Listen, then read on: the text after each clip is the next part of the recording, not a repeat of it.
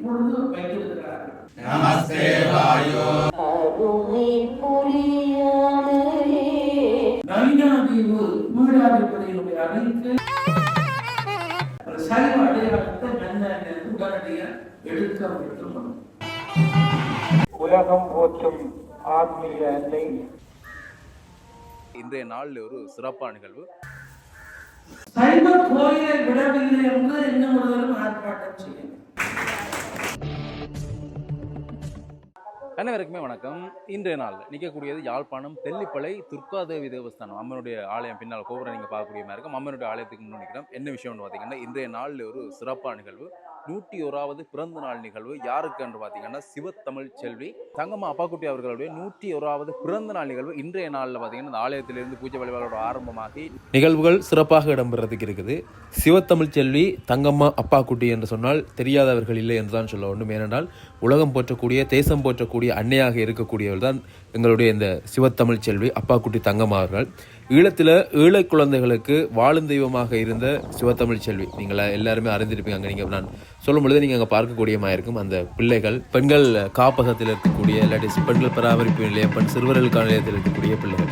இதை ஆரம்பித்து வைத்தவர் இன்றைய நாளில் 101வது பிறந்த நாளை பார்க்கக்கூடிய எங்களுடைய சிவத்தமிழ் செல்வி அப்பாக்குட்டி தங்கம்மா அவர்கள். அவர் ஆற்றியிருக்கக்கூடிய தமிழுக்கும் சைவத்திற்கும் ஆற்றியிருக்கக்கூடிய தொண்டு என்பது மிகப்பெரிய அளவிலான ஒரு தொண்டு. இந்த ஆலயங்கள் மூலமாக அறப்பணி செய்யலாம் என்ற அந்த ஒரு கோட்பாட்டை கொண்டு வந்தவரை, பல ஆலயங்களுக்கு முன்னுதாரணமாக செயற்பாடுகளை கொண்டு வந்தவர் கூட அப்பாக்குட்டி தங்கம்மா அவர்கள் தான். அவருடைய சிறப்பு நாங்கள் எண்ணிலடங்காது சொல்லிக்கொண்டே போகலாம். அவ்வளத்திற்கு சிறப்பு வாய்ந்த ஒரு நபராக இந்த காலத்தில், எங்களுடைய காலத்திலே வாழ்ந்து சென்றிருக்கிறார் என்றது எங்களுக்கு ஒரு பெருமையும் சிறப்பும். அதே சமயம் இப்போது நிகழ்வுகள் இங்கே ஆரம்பமாக போகுது.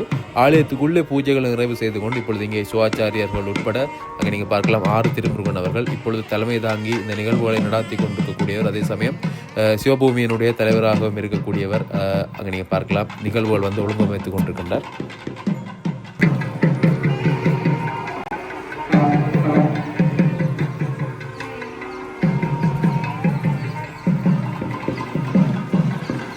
அன்னையினுடைய நினைவாலயம் ஆலயத்தினுடைய பின்பகுதியில் இருக்குது. சிவத்தமிழ் செல்வி அப்பாக்குட்டி தங்கம்மா அவர்களுடைய நினைவாலயம். அந்த இடத்திலே அன்னைக்கு இப்பொழுது அங்கே சிவாச்சாரியர்களுடைய மந்திர உச்சாரணம் இடம்பெற்று அதனைத் தொடர்ந்து அங்கே வணக்கங்கள் இடம்பெறும். அது முதலாவது நிகழ்வாக இங்கே நிகழ்வரும்.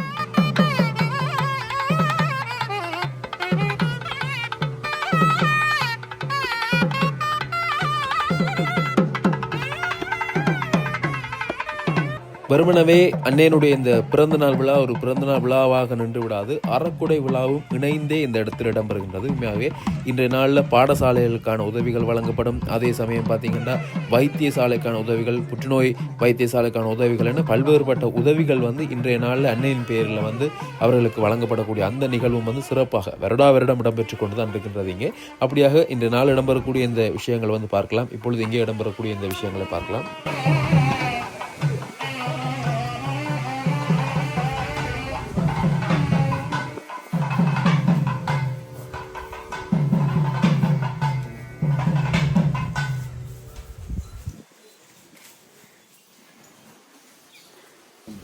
ஓம் ஸ்ரீ குருப்யோ நமः. ஹரி ஓம். சன்னோ மித்ரஸ்ஸம் கருணः சன்னோ பவத்வர்யமா சன்ன இந்திரோ ப்ரஹஸ்பதிः சன்னோ விஷ்ணுருருக்ரமः. நமோ பிரம்மணே நமஸ்தே வாயோ त्वमेव प्रत्यक्षं ब्रह्मासि त्वमेव प्रत्यक्षं ब्रह्म वदिष्यामि ऋतं वदिष्यामि सत्यं वदिष्यामि तन्मामवतु तद्वक्तारमवतु अवतु माम् अवतु वक्तारम्. ॐ शान्ति शान्ति शान्तिः. ॐ नमः. हरि ओम्.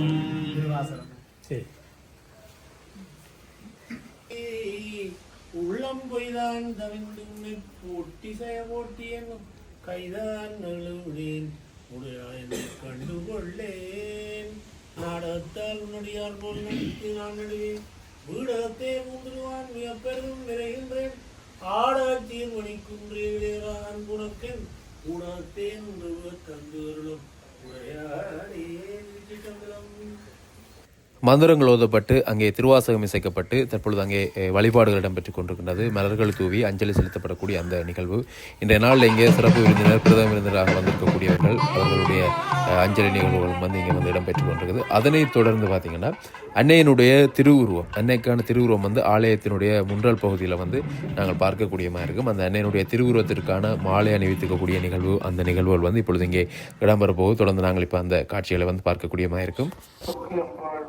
திருவடிகளை முதற்கண் வணங்கி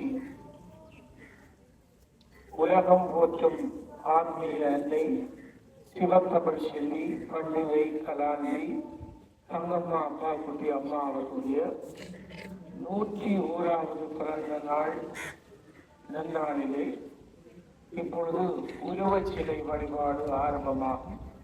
முதலில் எங்கள் தேவஸ்தான பிரதம குரு வணக்கத்துக்குரிய சிவஸ்ரீ செந்தில்ராஜ குருக்கள் அவர்கள் மாலை அணிந்து மரியாதை செய்வார்கள். இப்பொழுது இங்கே நீங்கள் பார்க்கக்கூடியமாக இருக்கும் அம்மாவிற்கான மலர் மாலைகள் வந்து அம்மாவினுடைய திருவுருவச் சிலைக்கு வந்து அணிவித்து கொண்டிருக்கக்கூடிய காட்சியில் வந்து பார்க்குறீங்கள். குறிப்பாக இன்றைய நாளில் இங்கே வந்திருக்கக்கூடிய சிறப்பு விருந்தினர்கள் உட்பட கௌரவ விருந்தினர்கள், அதே சமயம் அம்மாவினுடைய உறவினர்களாக இருக்கக்கூடியவர்கள், அதே சமயம் இங்கே பழைய மாணவர்களாக இருக்கக்கூடியவர்கள் அங்கே நீங்கள் பார்க்கக்கூடியமாக இருக்கும். அவர்கள் என அன்னையை சிறப்பிக்கும் முகமாக இன்றைய நாளில் அங்கே மலர் மாலை அணிவித்து அன்னைக்குரிய வணக்கங்களை தெரிவிக்கிறார்கள்.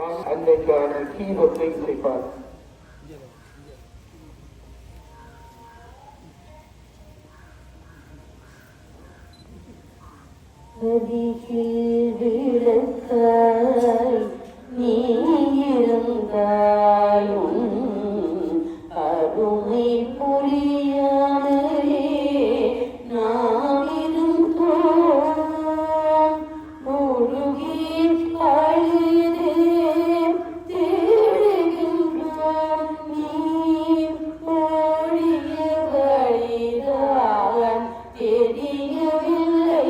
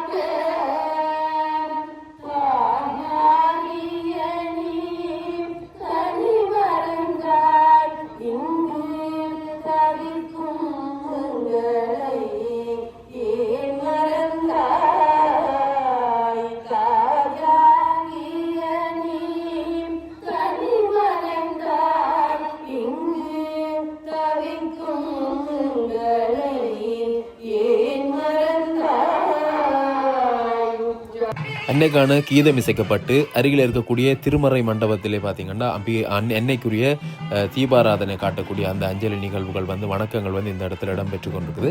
அதனைத் தொடர்ந்து பார்த்தீங்கன்னா மேடை நிகழ்வுகள் இடம்பெற இருக்குது. குறிப்பாக மேடை நிகழ்விலே வந்து பல்வேறுபட்ட விஷயங்கள் வந்து இடம்பெற்றிருந்தன.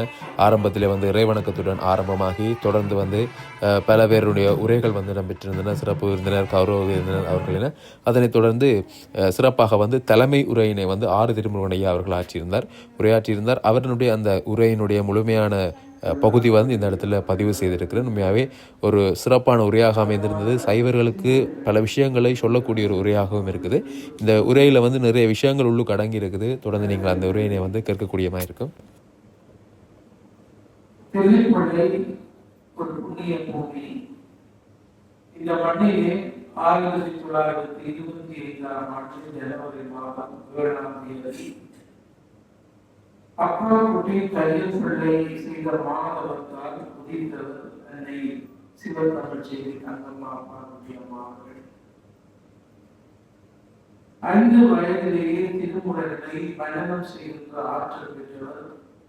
நல்லாக விசாராட்சி வித்தியாலயம், கனிஷ்ட வித்தியாலயம், இந்த பாடசாலைகளிலே கல்வி கற்று வல்லவராகி அன்று ராமநாதன் கல்லூரி ஆசிரியர் பயிற்சி கலாசாலையிலே தன்னுடைய ஆசிரியர் பயிற்சி நிலையை பூர்த்தி செய்து மட்டக்கிழப்பில் இருக்கின்ற சிசிலியா பெண்கள் பாடசாலையில் பற்றிமா கல்லூரியிலும் கொழும்பிலே பற்றிமாவிலும் தன்னுடைய பணியை செய்து 1958 இனக்கலவரத்தோடு அடைவட்டை சதானந்தத்தை அறிவித்து மாற்றலாகி வந்தபோது அந்த வேளையிலேயே அம்மையார் கொழும்பிலே எல்லாம் சொற்பொழிவு ஆற்றிருந்த அந்த சிறப்போடு யாழ்ப்பாணத்துக்கு வருகிற போது இந்த தேவஸ்தான தர்மரத்தா சபை நிர்வாக சபை அன்போடு அம்மையாரை அழைத்து இந்த ஆலயத்திலே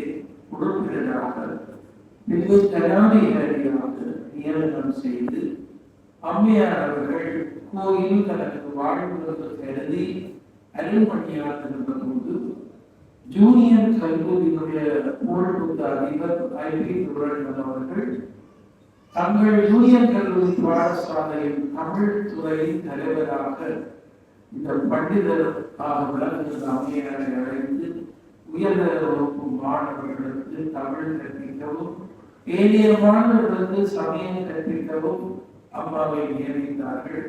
சிறந்த பணியாற்றி 50 வயதிலே இளைப்பாரி துர்க்கி அம்பாளுடைய சன்னிதானத்தினுடைய பணியை தன்னுடைய வாழ்வில் கருதி தன்னை அர்ப்பணித்தார்கள். அவருடைய சொற்பொழிவு ஆற்றும் திறன் இன்றைக்கு யாரிடமும் இல்லை. மிக அழகாக பாடி அர்த்தம் சொல்லி உரிய நேரம் பேச்சை நிறுத்தி இந்த பேச்சை எப்போ கேட்போம் என்று சபையில் இருப்பவர்களை ஆர்ப்பரிக்க செய்கின்ற ஒரு அற்புதமானது. கூடி உள்ள பிரித்தல் அனைத்து புலவர்கள் என்றால் திருவள்ளுவர் எண்ணிய போய் இவரை சந்திப்போம் என்ற அளவுக்கு ஒரு புலமையான இருக்க வேண்டும் என்று திருவள்ளுவர் சொன்னார். அந்த குரலுக்கு அம்மையார் தன்னுடைய ஆற்றலை வெளிப்படுத்தினார். பண்டிதராக சைவ புலவராக சைவ சித்தாந்த தத்துவ விடயங்களை விளக்குபவராக மத்தியில் வாழ்ந்தவர்கள். 1950களினுடைய பிற்பகுதியிலே யாழ்ப்பாணத்தில் ஒரு பெண் மேடைகளை பேசுவது என்பது மிக கடினம். ஒரு சில பெண்பால் பண்டிதர்கள் யாழ்ப்பாணத்திலே மேடையிருந்தார்கள். சத்தியதேவி துளசியம் அவர்கள் நெடுந்தீவில் புறப்படமாக கொண்டவர். அவர்கள் யாழ்ப்பாணத்திலே சில மேடைகளிலே இலக்கிய சமயம் பேசினார். நீர்வேலியைச் சேர்ந்த பண்டிதை வேதவதி கந்தையா அவர்கள் சில மேடைகளிலே பேசினார். ஆனால் கோவில் மேடைகளிலே, இலக்கிய மேடைகளிலே, பள்ளி தலங்களிலே ஒரு குரல் ஓங்கி ஒலித்ததெல்லாம் சிவத்தமிழ் செல்வியுடைய குரல் தான். அம்மையாருடைய ஆற்றலை கண்டுதான் ஈழத்து சிதம்பரத்திலே மணிவாசல் சபை ஆண்டுதோறும் அம்மையாரை அழைத்து திருவாசகத்தில் பேச வைத்தார்கள். அவருக்கு உடைய பண்டிதர் கலாநிதி கவர்னர் வைத்தீஸ்வரர் குருக்கள் சிவத்தமிழ் செல்வி என்கின்ற உயரிய விருதை அந்த திருவஸ்தானத்திலே வழங்கினார்.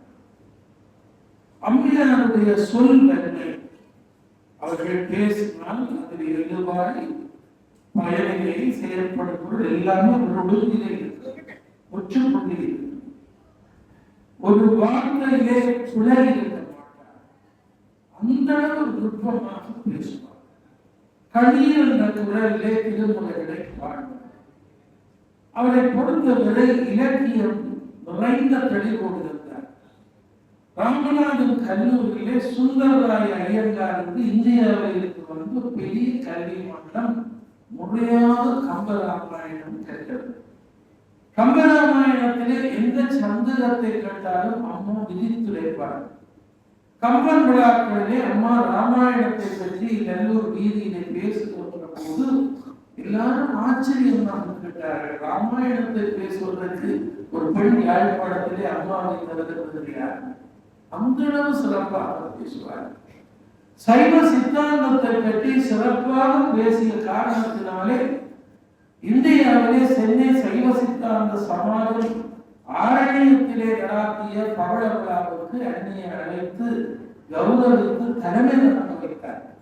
அதனாலேதான் அம்மையார் அவர்கள் ஈழ நாட்டுக்கு அந்த இந்திய அறிஞர்களை எல்லாம் அழைத்து தெல்லிப்படையில் சைவ சித்தாந்த மாநாட்டை சிறப்பாக நடாத்தி முடித்து பெயர் பெற்றார். ஈழநாடு பத்திரிகையினுடைய ஆசிரியராக இருந்த கரண் அவர்கள் ஈழநாடு பத்திரிகையிலே அவர்கள் பணியாற்றுகின்ற காலத்திலே அம்மையாரை பற்றி சில செய்திகளை தொடர்ந்து எழுதிக் கொண்டிருந்தார். யாழ்ப்பாணத்து பட்டணத்து சிவன் கோயிலே அம்மா உரையாற்றினார்கள் 60களில். அந்த உரையை கேட்ட கரண் ஆசிரியர், ஈழநாடு ஆசிரியர் இந்தியாவை சேர்ந்தவர். அவர்கள் ஈழநாடு பத்திரிகையிலே இந்திய அறிஞர்களுக்கு ஈடாக இலங்கையிலே ஒரு பெண்மணி எழுந்திருக்கிறார்கள் எழுதினார்.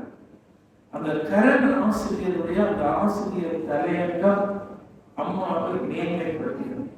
அதனாலேதான் தன்னை ஆளாக்கிய சான்றோர் பற்றி கட்டுரை எழுதி புத்தகமாக்கிற போது அம்மா கரண் ஆசிரியருக்கு முக்கியத்துவம் கொடுத்தார். இலங்கை வானொலியிலே அம்மா அவர்களை கொண்டு போய் முதல் பேச வைத்தவர் கார்னரை சேர்ந்த FSC நடராஜா. அம்மா நடுங்கி ரேடியோவில் பேசுறது பயம், ஒரு சொல்லு பிழைத்தாலே பயம் என்று சொல்லி எவ்வளவு கஷ்டப்பட்டு 4 நிமிடத்துக்குள்ளே முடிக்க வேண்டிய அந்த சைவ நற்சிந்தனையை எத்தனையோ தடவை பார்த்து போனார். முதலாவது நற்சிந்தனை பேசிய உடனேயே FSC நடராஜா சொன்னார்கள், இனி ரேடியோ உங்களை சும்மா விடாது. அம்மா யாழ்ப்பாணத்திலே பேச முதல் இலங்கை வானொலியிலே தான் பேசினார். இன்றைக்கு இலங்கை வானொலியினுடைய 100 விழா நடைபெறுகிறது. அம்மா பெருமையாக சொல்கிறார், தம்பி யாழ்ப்பாணத்து மேடைக்கு வர முதல் இலங்கை வானொலியிலே சமய பேச்சு, இலக்கிய பேச்சு பேசினேன். அந்த பேச்சு தான் கொழும்பிலே பல பேரை எனக்கு அறிமுகம் செய்கிறது. அந்த பேச்சினாலே கொழும்பு விவேகானந்த சபை மண்டபத்திலே தொடர்ந்து அம்மா உரையாற்றினார். அந்த இனக்கலவரத்துக்கு பின்பு யாழ்ப்பாணத்திலே அம்மையாருடைய உரையாடல்கள் தொடர்ந்தது. எனவே கொழும்புக்கு நன்கு சொல்ல வேண்டும் என்றும் FSC நடராஜாவுக்கு இன்றைக்கு நன்கு சொல்ல வேண்டும் என்றும் தான் எழுதிய அந்த அனுபவ கணக்கிலே சான்றோர் வரிசையிலே FSC நடராஜா அவர்களுக்கு நன்றி தெரிவித்து ஒரு பெரிய கட்டுரை எழுதினார். இது போல அம்மா கால்நடை வைத்தீஸ்வர முகத்திற்கு நன்றி தெரிவித்தார். சுந்தரராஜ ஐயங்கார் தனக்கு கற்றுத் தந்த அந்த பாடத்திற்கு நன்றி சொன்னார். தெல்லிப்படை சிவஞான வள்ளி என்று சொல்லப்படுகிற திருமதி தியாகராஜா இந்த கோயில் தலைவராக இருந்தவர். அவருடைய பாரியார் தனக்கு சிந்தனை புத்தகங்கள் எல்லாம் வந்து உதவி செய்தவர் என்று அவருக்கு நன்றி சொன்னார். அம்மா இந்த சமூகத்துக்கு நமக்கு நெடுக செல்வது நன்றி மறப்பான். எப்பொழுதும் யார் என்ன உதவி செய்தாலும் அந்த நன்றியை நாங்கள் மறக்கக்கூடாது. எனவே அன்னை தங்கம்மா அப்பாவுக்கு இருந்த பெரிய லட்சம் மலேசியா, சிங்கப்பூர், இந்தியா, லண்டன் எல்லாம் சொற்பொழிவு ஆட்டி போன இடங்களெல்லாம் ஆற்றிய சொற்பொழிவு குறிப்புகளை கொண்டு வந்து நூல் வடிவமாக்கினார். மலேசியா சொற்பொழிவு ஒரு புத்தகம் வெளியிட்டார். மாவட்டவர் கந்தசுவாமி கோவிலில் 25 நாட்கள் தொடர்ந்து ஆற்றிய உரை கந்தபுராண சொற்பொழிவுகள் என்று ஒரு புத்தகமாக்கினார். லண்டனிலே 7 வாரம் தங்கியிருந்து ஆற்றிய உரை லண்டனில் 7 வாரம் என்று ஒரு புத்தகம் வெளியிட்டார். இதெல்லாம் இன்றைக்கு ஒரு பெரிய படிப்பு. அவருக்கும் குறிப்போடு எல்லாம் பிறந்திருப்பார். அவர்கள் முன்பு டயரி எழுதியவர் கடைசி காலம் 5 வருஷம் துர்காதேவி சரணம், இதுதான் டயரியில் இருக்கிறார். ஒரு ஒன்றும் எழுதுவது ஏன் என்று கேட்டா அம்மா சொல்லுவார், எல்லாம் போதும், இங்க நடக்கிற கூத்துக்களை பார்த்து நான் எழுதி வச்சுதான் என்ன கடும் பிரச்சனையான காலம். எத்தனை இடம்பெயர்வு அம்மா இடம்பெயர்ந்து அழிந்து கொண்டிருந்த காலம்.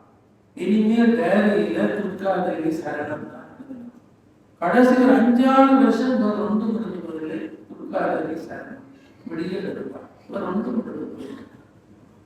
அம்மையார் அவரிடம் இருந்த பண்புகள், அவரிடம் இருந்த ஆற்றல், திறமை எல்லாம் சொல்லில் படிக்க முடியாது. இன்றைக்கு இந்த பிறந்த நாள் அறநிதிய விழாவிலே நான் பேசுகிறேன். 33 வருஷம் நான் பிறந்த நாள் அறநிதிய சபைக்கு வந்து இன்றைக்கு 33 வருஷம். 33 வருஷமும் இந்த விழாவிலே உரையாற்றி இருக்கிறேன். இடம்பெயர்ந்து உசன் கந்தசுவாமி கோயில் எஜமான வீட்டிலே அம்மா தங்கி இருந்தால் அப்பொழுது அம்மாவுக்கு 70 வயது. இந்த மாதிரி ஒரு விழாவும் இல்லை என்று சொன்னால் ஒரு 4 நாளைக்கு முதல் போய் இல்லை அம்மா இதை விடக்கூடாது, இந்த அறப்படை நிகழ்ச்சியை வைக்க வேண்டும். இப்போ சொன்னேன் எல்லாமே இருந்து ஐயா அதுக்கு கொஞ்சம் தானத்தை கொடுத்தா சரியில்லை. அப்படி இல்லை என்று சொல்லி நாங்கள் உசன் கந்தசுவாமி கோயில் இசமான ஒரு ஏற்பாடு செய்யும். அம்மாவுடைய 70வது பிறந்த நாள். அப்பொழுது பலாலி ஆசிரியர் பற்றி கலாசாலை அதிபராக இருந்த RS நடராஜா அவர்கள் 70 தாமரை மலரை மாலையாக கட்டிக்கொண்டு வந்து போட்டார். முதல் ராமநாதன் கல்லூரிலே 69வது பிறந்த நாள் நடைபெற்றது. அங்கே இடம்பெயர்ந்து 70 இங்கே நடக்கும். அம்மா கவலைப்பட்டு சொன்னா இனி எங்க நடக்க போதும் தெரியாது. ஏன்னா இப்படி நாங்கள் ஓடி திரிகிறோம். மிக கண்ணீர் விட்டார்.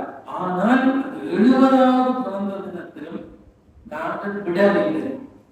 உசன் ராமநாதர் அங்கே கோயில் எஜமானவர்களே சாப்பாடு எல்லாம் பரிமாறி ஒரு விழாவை செய்து முடித்தோம்.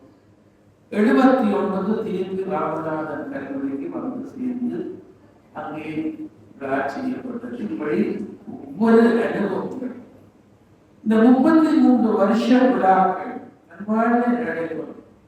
இந்த விழாக்களில் நான் பேசுவது வேலை சொல்லி ஏதோ ஒரு உரையாடு மணிக்கூட்டை கொண்டு வந்து வச்சு கூப்பிட்டு சொல்லுவார்.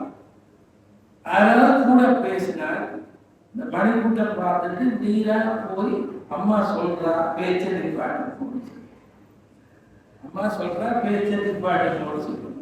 அது பேராசிரியராக இருக்கலாம், ஆராக இருக்கலாம். இந்த துணிவர்களுக்கு இன்றைக்கு இல்லை, ஆனா அம்மாவுக்கு இருக்கு. அம்மாவோட தனித்துவம் அப்படித்தான். அம்மா ஒரு பாடசாலை ஆசிரியரை அதிபர் அனுப்பில ஒரு ஆசை செய்தி வாங்கி கொடுத்தது. நானும் அம்மா கரைச்சொல்தான் அவர் வந்த அம்மா கிட்ட சொன்னேன் இந்த கல்லூரியில நான் செக்ஷனல் ஹெட் நல்லது. அம்மா சொன்னா தம்பி இந்த சேவ் எடுத்து இந்த உடுப்பை சரி செய்து நாளைக்கு எனக்கு போய் அந்தரமா போச்சு. இப்ப இந்த பழக்கத்துல போனாலும் தாடியோட பார்த்துப்பேன். அம்மா சொல்ல திருப்பி நான் நடுங்கி போனேன். அம்மா சொல்றாங்க அந்த காலத்துல டீச்சிங் பிராக்டிஸ் இவ்வளவு பயன் நடுக்கம் ஒரு ஆசிரியர் முன்னது அந்த மாதிரி பார்த்தது. இவர் என்னன்னு நான் பாக்கியா இருக்க அங்கேயே இருக்கிறது. இவருக்கு என்ன ஆசை செய்து கொடுக்கணும். இவர் ஒழுங்குக்கு வரைச்சு நல்ல அடுத்த நாள் எல்லாம் சிறுவர்கள் எடுத்து வந்து வராங்க. கல்வியர் கல்லூரி கமலநாதன் ஒரு விழா வந்து அம்மாட்ட கேட்டு வந்தது. அம்மா இந்த கதையை சொன்னாங்க. தம்பி கல்வியர் கல்வியில இதைத்தான் நீ கடற்கொடை படிப்புகிறது புரியல. முதல் ஒரு வகுப்புல 40 மாணவனும் கடவுளா கருதுவது ஆசிரியர். ஆசிரியர் ஒழுக்க கோட்பாட்டு என்னென்ன மாணவனுக்கு விதைக்கிறது. எனவே ஆசிரியராக இருக்கிறோம். ஆசிரியத்துவம் என்ன என்பதை கமலநாதனுக்கு இருந்து விளங்கப்படுத்திக் கொண்டிருந்தார். தான் திருப்பி அனுப்பின கதையை சொல்லி அம்மா அஞ்சுவது கிடையாது, அது ஆறா இருந்தார். அதனாலதான் அவருக்கு ஒரு தனித்துவம் இருந்த ஒரு பெரிய ஆளுமை இருந்தது. எனவே இன்றைக்கு சிவத்தமிழ் செல்வி அவர்களுடைய இந்த 101வது பிறந்த நாள் அறக்கொடை அவர்களாலே தனக்கு கிடைத்த அன்பளிப்புகளை ஒரு நிதியமாக்கினார். இன்றைக்கு அந்த நிதி பெருகி இருக்கிறது. ஆஸ்திரேலியாவிலே உரையாற்ற போன போது அங்கே ஆஸ்திரேலியா தமிழர் கழகம் என்ற ஒரு அமைப்பு கூப்பிட்டார். அப்பொழுது அவர்கள் அந்த பேச்சுக்கு கொஞ்சம் காசு கேட்டார்கள். நான் இந்த காசு எனக்கு வேண்டாம், இதை இப்படியே தங்கம்மா அப்பா குட்டி பிறந்த நாள் அறக்குடைய ஒரு கல்வி நிதியத்தை துவங்கும். அவர்கள் தந்த அந்த கல்வி நிதியம் இன்றைக்கு பெருநிதியமாக இருந்தது. அதற்கு முதல் இங்கே அன்பர்கள் கொடுத்த நிதி இன்னொரு வங்கியிலே வைப்பு செய்யப்பட்டது. இவங்களுக்கு ஒரு சிரமம் இல்லாமல் அந்த வட்டி பணத்தை எடுத்து நாங்கள் இந்த பிறந்த நாள் விழாவை செய்யும். இதெல்லாமே அம்மா கற்றுத் தந்திருக்கின்ற ஒழுங்கு வெளியூராக உங்களுக்கு தெரியும். இந்த யாழ்ப்பாணத்தில் எத்தனை மகான்கள் சித்தர்கள் பெரிய பெரிய யாப்பவான்கள் எல்லாருடைய குரு பூசை எல்லாருடைய அறாக்கொடை எல்லாமே இன்றைக்கு கைவிடப்பட்டிருக்கிறது. பெரும் பெரும் மகான்கள் இந்த நாட்டுக்கு பெரும் சேவை செய்கிறது. ஆனால் இன்றைக்கு அம்மா இந்த வருஷம் 18வது ஆண்டு ஒரு நாள் குழம்பம் கொரோனா காலத்துல கூட நான் அமைதியா அம்மாவுடைய அறக்குடலாக ஒரு நாள் குழம்பாமல் அம்மா இறந்த பின்னும் இப்படி மண்டபத்திலே மக்கள் இருந்து 18 வருஷம் இந்த விழாவை செய்கிறார்னா உங்களுக்கு தந்த பயிற்சி எங்களை ஆற்றுப்படுத்திய விதம். அதனால காலம் தவறாமல் ஒவ்வொரு கடமையும் சரியாக நடைபெறுகிறது. எவ்வளவோ அகதிகளுக்கு அம்மா உதவி இருக்கிறார், எவ்வளவோ சான்றோர்களை கௌரவித்திருக்கிறார், எவ்வளவோ குழந்தைகளை அம்மா காத்திருக்கிறார். இன்றைக்கு அம்மாவுடைய 82ஆம் ஆண்டு அம்மா அம்மையார் தொடங்கிய துர்காவலர் மகளிர் எல்லாம் இன்றைக்கு விருட்சமாக வளர்ச்சி பெற்றது. சில பேர் இவர்களை பார்த்து பொறாமைப்படுகிறார்கள். தமிழகத்தில் இருக்கிற பெரிய வியாதி பொறாமை. ஒரு மாதங்களில் தமிழருக்கு முடிவு கிடைக்காமல் இருப்பதற்கு காரணம் தமிழரிடத்திலே பொறாமை. பொறாமைக்கு ஒரு இல்லையே, அதான் எல்லாரும் பொழிவு கொண்டு எல்லாரும் புலமை கொண்டிருக்கிறார். பொறாமைப்படுவார். ஒரு கட்சியில இருக்கிறவர் பொறாமைப்படுகிறார், ஒரு அமைப்பில் இருக்கிறவர் பொறாமைப்படுகிறார், எல்லா இடமும் பொறாமை. இந்த மகளிர் எல்லாம் இன்றைக்கு ஓங்கி வளர்ந்திருக்கிறது. இதெல்லாம் ஆச்சரியப்படுவீர்கள். இன்றைக்கு அம்மா இருக்கைக்கு 3-4 பிள்ளைகள் பல்கலைக்கழகத்துக்கு போனாங்க. இன்றைக்கு 30க்கு மேல மாணவர்கள் பல்கலைக்கழகத்துக்கு கட்டப்பட்டிருக்கிறார். ஒரே நேரத்தில் எங்களுக்கு 3 ஆண்டுகளுக்கு முதல் 28 பிள்ளைகள். இப்போ இந்த ஒவ்வொரு மாதமும் மிஸ்டர் அனந்த சேர்ந்து 12 பேர் வெளி மாவட்ட பல்கலைக்கழகத்தில் இருக்கிறார்கள். நாங்கள் பேங்க்ல காசு நல்லா இருக்கிறார்கள். யோசிச்சு பாருங்க, அம்மையாருடைய இறப்புக்கு பின்னாலே இந்த பொறுப்பை இடத்திலே தந்தபோது நான் மிக பயந்து என்னுடைய 50வது வயதில் நான் நிலைப்பார். இன்னைக்கு யாராவது உத்தியோகத்தை விடுங்க, 50 வயதை விட்டு என்னுடைய தாய் இருந்தா இல்லை. ஆனா நான் கொண்டு போய் கல்வி படிப்பாக விளையாடுறது அவர் கடிதத்தை திருப்பி இருக்கிறார், கணக்காக திருப்பி இருக்கிறார். உங்களுக்கு என்ன பித்தமோ 50 வயதுல இருப்பாங்க. நிறைய பொருட்கள் சம்பளம் இல்லாட்டி பரவாயில்லை, கோயில்ல சோறு நிர்வாகத்துக்கு பரவாயில்லை. அப்படி 50 வயது வந்த காரணத்தினாலே நிறைய விடயங்கள் அம்மா செய்த பணிகளை செய்யக்கூடியதாக. 14 வீடு கட்டி எங்களுடைய இல்லத்து பிள்ளைகள் திருமணமானவர்களுக்கு கொடுத்தோம். யோசித்து பாருங்கள், 14 வீடு கட்டுவது என்பது சாதாரணமான முடியும். பிள்ளைகளுக்கு திருமணம் செய்து வைக்கிறோம். எல்லா நகைகள் எல்லா திருமணத்தினுடைய சிறப்புகளும் செய்யணும். இப்பவும் கொண்டு வந்து வெளிநாட்டில் சில நண்பர்கள் ஆவணங்கள் தருகிறார்கள். நாங்கள் பொருளாளர்கள் வந்து லொக்கர்ல வச்சிருக்கிறார்கள். இது திருமணத்துக்கு, இது இன்னத்துக்கு, இது இன்னத்துக்கு. பெரிய மகிழ்ச்சி. அன்னையுடைய நிழல்ல வளர்ந்த காரணத்தினால இந்த பணிகள் எல்லாம் நடக்கும். நாங்கள் இல்லாத காலத்திலையும் அடுத்த தலைமுறையை செய்யணும், ஒழுங்காக செய்யணும். அம்மா அவர்கள் துணிந்து என்னை கொண்டு வந்து இந்த ஒரு உறுப்பினராக சேர்த்தார். நான் வேற ஊர் எங்கேயோ பார்த்து எங்கேயோ நான் கேட்டேன், அம்மா இது தாங்குங்க, அம்மா ஒன்றுக்கும் பயப்படாது. அவருடைய ஆசையோடு தான் இந்த வருஷம் கோயில் நிர்வாகத்துக்கு வந்து 30 வருஷம் 30 வருஷம் முக்கியமான கோயிலே இந்த கடமையிலே இருக்கிறேன். என்னுடைய பெருமையாக நான் சொல்லவில்லை, என்னுடைய வாழ்விலே 30 வருஷம் ஆகிவிட்டது இந்த கோயில் கடமைக்கு. 33 வருஷம் ஆகிவிட்டது பிறந்த நாள் அறக்குறைவு. ஒவ்வொரு நாளும் இந்த கோயிலுக்கு வெளிநாட்டுக்கு போனால் தவிர ஊரடங்குன்னா கூட நான் அப்படியும் போயிருப்பேன், முயற்சி செய்து வரவில்லை. நான் இளைய தலைமுறைக்கு சொல்லக்கூடியது இதுதான். ஒரு பொறுப்பு எடுத்தால் அந்த பொறுப்பை நேர்த்தியாக செய்ய வேண்டும். இதற்கு முன்னாலே செய்தவர்கள் செய்த கடமையை நாங்கள் ரெட்டிப்பாக இன்னும் என்ன மாதிரி விருத்தி செய்யலாம் என்று பார்க்கிறோம். சும்மா அரியாசனத்தை அலங்கரித்து விட்டு போகக்கூடாது, அதை திறம்பட செய்ய வேண்டும். அம்மையார் செய்து காட்டியதை நான் ஒரு பாடமாக கருதவில்லை. எனவே அடுத்த தலைமுறைக்கு நாங்கள் தேவஸ்தானத்திலே செயலாளர், பொருளாளர் இளையவர்களை செய்தது. ஏனென்றால் அவர்கள் பயிற்சி கொடுத்துக் கொண்டிருக்கிறோம். அடுத்த தலைமுறை கோயிலுக்காக அதுதான் இப்ப இளைய தலைமுறையே பேரமைகள் சிறப்பு இருக்கிறார். இரண்டாவது படுத்த தலைகளில் இளையவர்களை மற்றவர்களால் பேரமைகள் கூப்பிட்டார். இப்ப நாங்கள் என்ன பார்க்கிறோம், இளைய தலைமுறையை கூப்பிட்டு ஆற்றுக்கிறோம். நாங்கள் இளைய தலைமுறையை கூப்பிட்டு விருது கொடுத்தோம். அவர்தான் இப்ப மழை பெய்யுமா பெய்யாதா, இன்றைக்கு வெள்ளம் பெருமான்னு சொல்றாரு. யாழ்ப்பாண பல்கலைக்கழக புவியியல் துறையில் தெரியாது.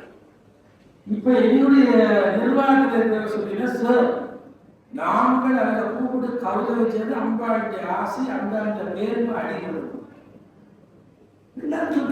திருவர் ராமலிங்க கவிதைக்கு இப்ப அந்த நண்பனுக்கு பெரும் கூப்பிட்டிருக்கிறார். பேராசிரியர் சிவலிங்கராஜன் தகவலே கூப்பிட்டுருக்கிறான். இவர் அவரோட சின்ன பிள்ளையா ரகுராமன் இவர் ஏன் கூப்பிட்டிருக்கிறார், கருவள சிகிச்சை நிலையத்தை இன்றைக்கு திறம்பட நடாத்துகிறார். இவர்கள் டாக்டர் சரவணன். யாழ்ப்பாணத்திலே குழந்தை இல்லாதவர்களுக்காக சிவபூமியர் வீட்டை கொடுத்திருக்கிறது. மிகச்சிறப்பாக கருவள சிகிச்சை நிலையம் நடக்கிறது. ஒரு வருஷத்துல அங்க வைத்தியம் பெற்றவர்கள் 1000 சொச்சம் பேர். யாழ்ப்பாணத்தவர்கள் மட்டுமல்ல, கிளிநொச்சி, முல்லைத்தீவு, மட்டக்களப்பு, கொழும்பிலிருந்து வருகிறார்கள். சரவணபுரத்திலையும் இது பெரிய சந்தோஷம். நாங்கள் காதல் பிள்ளைக்கு கண்ணத்துல பிள்ளைங்க ஒரு சிறுவர் இன்னைக்கு இந்த கண்ணுக்கு முன்னால பிரதமர் இருந்ததா நான் பார்க்கிறேன். அவருடைய பேரண்ட் என்னன்னா ஒரு நீதிபதி, மாவட்ட நீதிபதி மகள். அவனை தாபனே தெரியும், அவன் சின்ன குழந்தைய நான் பார்க்கிறேன். இந்த தம்பதிகளை ஏற்படுத்துகிறவர்கள் இளைய தலைமுறை இதற்கு அறியவர்கள். அவர் பண்ணமாட்டோடைய அவருக்கு தெரியும். அவர் மாணவனாக இருக்கிற போதே அவர் மருத்துவம் இருக்கிற மாணவனாக இருக்கிற போது அம்மா நோயாளியாக அவரை கூப்பிட்டது வந்தால் சமூக பொறுப்பு அவரிடம் இன்னும் இருக்கிறது. மருத்துவர்களுக்கு சமூக பொறுப்புக்கும் இன்னும் பலமடங்காக இருக்கிறது என்பதை உணர்வதற்கு ஒரு வரலாற்று விழா முக்கியத்துவம். எல்லாம் சின்ன இடம் வயதிலேயே சமூக அவதானிகள் இன்னும் சேவை செய்யணும். எனவே ரகுராமன் வந்திருக்கிறார், எல்லாம் கட்டிக்கிறார்கள். முந்த நாள் நான் கூப்பிட்டு அந்த கருவள சிகிச்சை நிலையத்திலே சத்துணவு கேண்டீன் வந்து திறந்து வச்சேன். ஏனென்று 60% கற்பனை பெண்கள் சத்து இல்லாமல் வருகிறார். அதுக்கு ஏதாவது செய்ய வரும்னு செய்திருக்கிற நல்ல விஷயம். இதை விட நிறைய அவருடைய பணிகள் நடந்தது. அது சொல்ல சிறப்பு அதிதி நிலையில் இருந்திருக்கிறார். இவரும் சிறுவனாக விடுதல் சிவகாமியம்மன் கோயிலே ரெண்டு பரிசுவாங்க. நான் மறந்து போனது அவர் தான் இந்த படத்தை அனுப்பியிருந்த சின்ன பிள்ளையா என்கிட்ட பேச்சு போட்டி பரிசுவாங்க. சந்தோஷம். யாழ்ப்பாண பல்கலைக்கழகத்திலே அவர் சிரேஷ்ட டிகிரியாளர் கல்வித்துறை, மிக முக்கியமான துறை கல்வித்துறை. இங்கே வலமுறை ஆசிரியர் விஜயசுந்தரம் இருக்கிற வீழ்ந்து போன வடக்கின் கல்வியை யார் காப்பாற்ற போகிறீர்கள் என்று எழுதினார். எழுதிய சொன்ன யாழ்ப்பாண பல்கலைக்கழக கல்வித்துறைக்கும் பெரிய கடமை இருக்கு. அப்போ நாங்கள் கல்வி அறப்படை கொடுக்க ஒரு கல்வி துறை சார்ந்த அறிஞரை இந்த விழாவுக்கு கூப்பிட வேண்டும் என்று இளையவரை கூப்பிட்டுருக்காங்க. அவருடைய பெயரிலே இங்கே வந்திருக்கிறார் சிவநாயகி. நாங்கள் தூக்கி வளர்ந்த பிள்ளை, எனக்கு தமிழ் தந்த ஆசான் சிவராமலிங்க பிள்ளையுடைய பேர பிள்ளை. யாழ்ப்பாண இந்து கல்லூரியுடைய புகழ்பூத்த தமிழாசான் என்னை தங்கம்மா பாக்குடைய மிகப்பெரிய அன்புக்குரியவர் ஆசிரியர் சிவராமலிங்க பிள்ளை. அவருடைய பேத்தி சிவநாயகி தான் இன்றைக்கு சிறப்பு அதிதியா வந்தது. அவங்களே நான் சின்ன வயதுல தூக்கி கொண்டு பிரிந்திருக்கிறேன். இன்றைக்கு அவர் யாழ்ப்பாண கட்சியில் நல்ல பதவியில் இருக்கிறார். சந்தோஷம். இந்த எளிய தலைமுறைக்கு வந்திருக்கிறார்கள். இந்த தலைமுறை விருந்தினரை கூப்பிட்டாதான் கவர்மெண்ட் இல்லை, இன்றைய தொடக்கம் சபைக்கு கவர்மெண்ட் வந்திருக்கிற எத்தனையோ பேர் விருந்தினராக வந்தார்கள். அழைப்பிலே நாங்கள் கொடுக்கிறேன். தமிழ பாட்டில் 7ஆம் தேதி வந்திருக்கிறார். இந்த பேராசிரியர் கோபாலன் பெரிய கல்விமான்கள் 7ஆம் தேதி நாங்கள் அழைப்பு கொடுக்கிற தமிழ பாட்டில் எளிய தலைமுறை விருந்தினர்களை இதை நீங்கள் கற்றுக்கொள்ளும். நான் இந்த பாடம் கொடுக்கிறேன், நீங்கள் உதவி சமகப்படாதீர்கள். நீங்கள் கூப்பிட்டு எனக்கு வகுப்பு கொடுக்கிறேன். எனக்கு அப்படி வகுப்பு கொடுக்கிற உரிமை இருப்பதாக நான் கருதுகிறேன். அடுத்து ஒரு பொது செய்தியை சொல்லி என்னுடைய தலைவர்களே, சைவ சமயத்தவர்களே விழிப்படைகள் எல்லாரும் கைவிடுகிறார்கள். சைவ கோயிலை விடவில்லை என்று இன்னும் ஒருவரும் ஆர்ப்பாட்டம் செய்யும். திருக்கேதீஸ்வரத்திலே வளைவை உடைத்தார்கள் என்று ஒரு அரசியல்வாதிகளும் இன்னும் ஆர்ப்பாட்டம் செய்யும். திருக்கேதீஸ்வரத்தினுடைய 2 நுழைவாயிலும் சமீபத்திலே வேற்று மதத்தவர்கள் ஒரு சின்னத்தை கொண்டு வந்து இப்பொழுது வைத்திருக்கிறார்கள். யாழ்ப்பாணத்திலே சுற்றுலா பிரயாணிகள் அதிகரிக்கிறார்கள் என்று சுற்றுலா சபையை புனர் நிர்மாணம் செய்து வடக்கு ஆளுநரும் சுற்றுலாத்துறையும் புதிய அரசாங்கம் சில முயற்சிகள் செய்து ராமர் பாலம் என்ற மன்னர் மாவட்டத்திலே கடலுக்குள்ளே இன்றைக்கு இருக்கின்ற ராமர் பாலத்தை இந்தியாவில் இருந்து வருகிற சுற்றுலா பிரயாணிகள் பார்க்க ஆசைப்படுகிறார்கள் என்று படகெல்லாம் ஒழுங்குபடுத்தி போய் பார்த்துட்டு வருகிறார். அதுக்கு ஒரு அடையாள சின்னம் போட்டார்கள். அந்த ராமர் பாலத்துக்கு ராமன், சீதை, காலே அனுமர், அங்காலே திருக்கேதீஸ்வரத்து சிவபெருமான். இப்போ மன்னார் மாவட்டத்தினுடைய மதவாதிகள் வேற்று மதத்தினுடைய தலைவர் அவசரமாக பிரதேச சபை ஆளுநர் எல்லாரும் கடிதம் போடுகிற ஒரு சைவ அடையாளத்தை மன்னாரிலிருந்து உடனடியாக எடுக்க வேண்டும். இது சம்பந்தமாக ஊடகங்களே செய்தி வந்தது. இதுவரை தமிழர்களுக்காக இருக்கிற எந்த ஒரு தலைவரும் இது தவறு, சமய அடையாளங்கள், அதுவும் ஒரு வரலாறு, 2000 ஆண்டுக்கு முந்தைய ஒரு வரலாறு, சுதேசிகளுடைய வரலாறு, இதை எடுக்க சொல்லி சொல்லாதவர்கள் குரல் கொடுத்து ஒருவராக.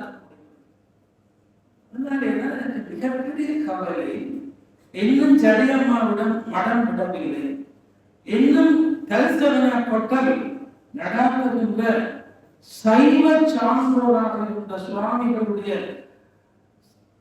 திருவோண சத்திரம் என்று சொல்லப்படுகிற அந்த சத்திரம் கொட்டல் நடத்துவதற்கு பயன்படுத்துகிறார்கள். விடுவதாக இல்லை. பலாலையிலே ஒரு பெரிய பிள்ளையார் கோயில், கொடியேறி திருவிழா கோயில் அப்படியே இன்னும் முள்ளு வேலைக்குள்ள இருக்கிறது. இதுக்கு யாரும் ஆர்ப்பாட்டம் செய்ய மாட்டார். ஏன் சைவ சமயம்? ஏன் சைவ சமயம்? நான் பௌத்த மதத்திற்கு எதிரானவன் இல்லை. ஆனால் புலியாக கொண்டு வந்து பொதுமக்களுடைய காணியிலே பௌத்த சின்னங்களை கட்டாயப்படுத்தி வைப்பதற்கு நான் மிக கவலைப்படுகிறேன். நயினாதீவு பீடாதிபதியினுடைய அனைத்தையும் அவருடைய முயற்சியும் உண்மையிலே பாராட்டக்கூடியது. அந்த பௌத்த பீடாதிபதியை நான் வணங்குகிறேன். தர்மத்தை சொல்லுகிறேன். ஆனால் ஏன் இவ்வளவு சைவ மக்களுக்கு துன்பம் வருகிற போது குரல் கொடுக்கிறார்கள்? அதனாலேதான் சைவ மக்களை பலர் ஏமாற்றுகிறார். சைவத்துக்காக குரல் கொடுப்பதற்கு ஆட்கள் இல்லை. திருக்கேதீஸ்வர வடை உடைக்கப்பட்ட போது நான் எல்லா பாராளுமன்ற உறுப்பினர்களுக்கும் செய்தி சொன்னேன். ஒருவர் ஒரு அக்கறை எடுக்கவில்லை. ஆனால் உடைத்தது பிள்ளை என்று ஒரு பாராளுமன்ற உறுப்பினர் இலவசமாக வழக்கு பேச வந்தார் திரு சுமந்திரன். யாழ்ப்பாணத்திலே அங்கே முத்தமிழகி போற பக்கத்திலே ஒரு அம்மன் வைக்க போது அதை உடைத்தெறிய வேண்டும் என்று கொஞ்சம் பேர் புறப்பட்ட போது நான் இல்லை ஒரு அம்மனை உடைக்கக்கூடாது என்று சொல்லி வழக்கு தாக்கல் செய்யுமாறு வேண்டிய போது அந்த வழக்கு தாக்கல் செய்யப்பட்டு இப்பொழுது அம்மன் அதிலேயே இருக்கிறது. உங்களுடைய சைவக்காரர்களே செம்மணியிலே ஏன் சிவலிங்கம் வைத்தீர்கள்? சிவலிங்கம் என்ன சைவத்தை கொண்டு தெரிய போகிறார்களோ அப்படி சைவக்காரரை விளங்காமல் எழுதுகிறார். என்னுடைய கவலையை நான் பதிவு செய்கிறேன். மன்னரே அந்த சிவபெருமானையும் அந்த அடையாளத்தை எடுக்க சொன்னால் அயல் தேசமாக இருக்கின்ற இந்தியா, இத்தனை கோடி இந்துக்கள் இருக்கின்ற இந்தியா, இதுக்கு என்ன பதில் சொல்ல போகிறது? இந்திய தூதுவராக இதுக்கு என்ன பதில் சொல்ல போகிறது? அது ஒரு சமய அடையாளம் விடுங்கள் என்றால் நைனாதிக்கு போகின்ற பாதைகளை வேற்று சமயத்தினுடைய அடையாளங்கள் கொண்டு வந்து வைக்கப்பட்டிருக்கிறது. இதற்கு என்ன பதில் சொல்ல போகிறேன்? எனவே தான் எனக்கு சில பேர் சொல்லுவார்கள், நீங்கள் அரசியல் கதையாளர்கள். நான் இந்த அரசியல் பேசவில்லை, நான் தர்மத்தை பேசுகிறேன், அறத்தை பேசுகிறேன். இது கூட இன்றைக்கு ஒளிப்பதிவு செய்வார்கள், போடுவார்கள். வேற்று மதத்தவர்கள் வேறு வேறு பொய்ப்பேரிலே என்னை கிண்டல் செய்வார்கள். நாவலரை செய்யாத கிண்டலா எனக்கு செய்ய போகிறேன். எனவே எனக்கு அதை பற்றி பிரச்சனை இல்லை. ஆனால் ஒரு தனி மனிதன் இதை சொன்னான் என்றால் பதிவிட்டு உங்கள் ஏனென்றால் மன்னர் இருந்து நேற்று நடேசன் என்ற இளைஞன் எடுத்து கவலைப்பட்டு சொன்னார். இது கீழீஸ்வரத்தினுடைய நுழைவாயில் 2 நுழைவாயிலும் கொண்டு வந்து இப்பொழுது சின்னம் வைக்கப்பட்டிருக்கிறது. வயிறு பற்றி இருக்கிறது. நாங்கள் போய் மடுவாசலை ஏதாவது வைத்தோம். ஏதாவது துயரமான விடயம், நாங்கள் ஏதாவது ஒரு சமய விடயங்களுக்காக ஏதாவது எதிர்த்து சொல்லுங்களுக்காக கூட சமய அமைப்புகள் கூட ஒன்றுபடுவதாக இல்லை. எனவே துர்காதேவி தேவஸ்தானத்தின் மீது குண்டம் வைத்த போது ஒரு காலத்திலே கம்பன் கழகம் எல்லாம் சேர்ந்து நல்லூரில் இருந்து ஒரு பெரிய ஆர்ப்பாட்ட ஊர்வலம். அம்மா கண்ணீர் மல்க நல்லூர் வாசலில் இருந்து கச்சேரி வரை அந்த ஊர்வலத்திலே எல்லாரும் பங்குபற்றினார். காலத்தின் காலம் எங்களுக்கு கெடுதி வருகின்ற போது நாங்கள் பேசாமல் இருப்போமே, ஆனால் அது தவறு. எனவே சைவத்துக்கும் தமிழுக்குமாக வாழ்ந்து அன்னையினுடைய விழாவிலே இதை பதிவு செய்து எல்லோரையும் வாழ்த்தி வணங்கி என்னுடைய உரையை நிறைவு செய்து சிறப்பான உரையினை ஆற்றியிருந்தால் நீங்கள் கேட்டிருப்பீர்கள். அவருடைய மனக்கவலை உட்பட பல்வேறு விஷயங்களை சொல்லியிருப்பார்.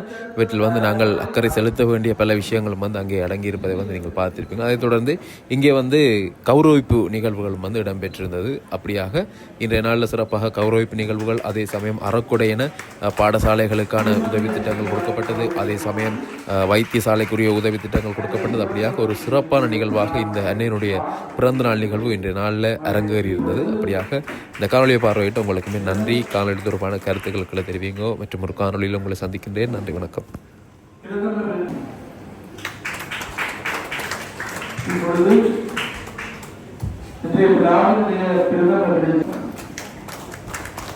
தேவஸ்தான செயலாளர்கள் இப்பொழுது